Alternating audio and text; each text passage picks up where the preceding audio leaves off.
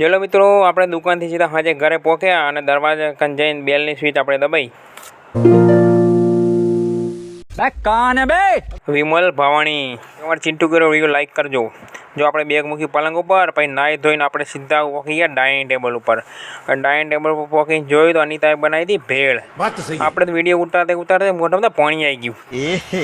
रहा नहीं जाता तड़प ही ऐसी है ना. જો જોરદાર બટાકાનો રગડો. બાકી આમ તમે જોઈને તો મોઢામાં પાણી આવી જાય. જો આ આપણે હલાવીને બતાવી તમને જુઓ. અને પછી જો ઝીણી ડુંગળી કાપેલી એ, પછી આ જો લાલ ચટણી, મીઠી ચટણી લાલ. આ ચટણી જોઈને એમ થઈ ગયું બે ત્રણ વાટકા ચટણી જ પી જવું. વાત તો સહી. જો મિત્રો, આપણા વિડીયોમાં લાગશે વાર પણ આવશે મજા. જો મિત્રો, ભેળ તો કમ્પ્લીટ બની ગઈ પણ હવે જે ડીશમાં નાખવાની જે લારીવાળો કામ કરે એ કામ આપણે કરી રહ્યા. જો મમરામાં રગડો નાખીને તૈયાર કરીને જો ડીશમાં નાખવા માંડી ગયા આપણે ફટાફટ. જો તો 2-3 ડીશો તૈયાર કરી દીધી આપણે. હવે નાખી દીધી એમાં ટોમેટો. વાત તો સહી. એ કાપેલા તૈયાર જ હતા. પછી નાખી દીધી આપણે ડુંગળી, એ તૈયાર જ હતી. પછી આપણે એમાં નાખી લાલ ચટણી. આ તો બાકી જોરદાર ચટણી બની હતી, મીઠી મધ જેવી. તમે જોશો વિડીયો તમારા મોઢામાં પાણી આવી જશે. रहा नहीं जाता तड़प ही ऐसी है ना.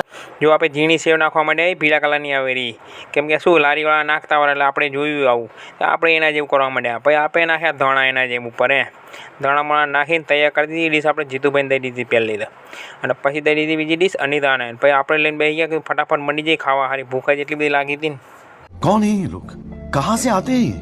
આ તો વિમલ ભાવાણી આવું સારું ખાવાનું હોતા ફરતા જ હોય. જો આપણે ખાવામાં એટલા મશગુલ થઈ ગયા મોબાઈલ હમ જોતા જ નહીં. જો જીતુભાઈ એમ કહેરા મસ્ત ભેળ બનીએ.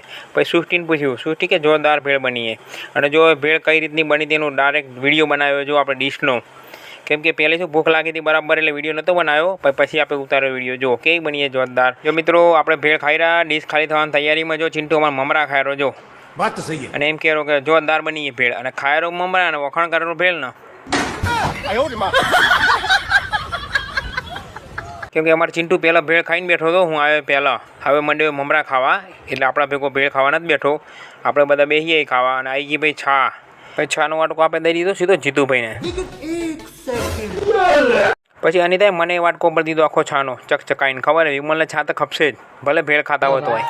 मतलब वो अलग ही लेवल का बंदा था. પછી આપણે ઠંડી છાનો વાટકો ઉપાડ્યો. ये सब क्या देखना पड़ रहा है. अच्छा है मैं अंधा. હવે આપણે ઓવર એક્ટિંગ કરતા હતા એ જોઈને ચિંટુ ખુશ થઈ ગયો. જો મિત્રો, આપણે કમ્પ્લેટ ભેળ બધી પૂરેપૂરી ઝાપટી ગયા. આપણી ડીશ થઈ ગઈ એકદમ ચોખ્ખી.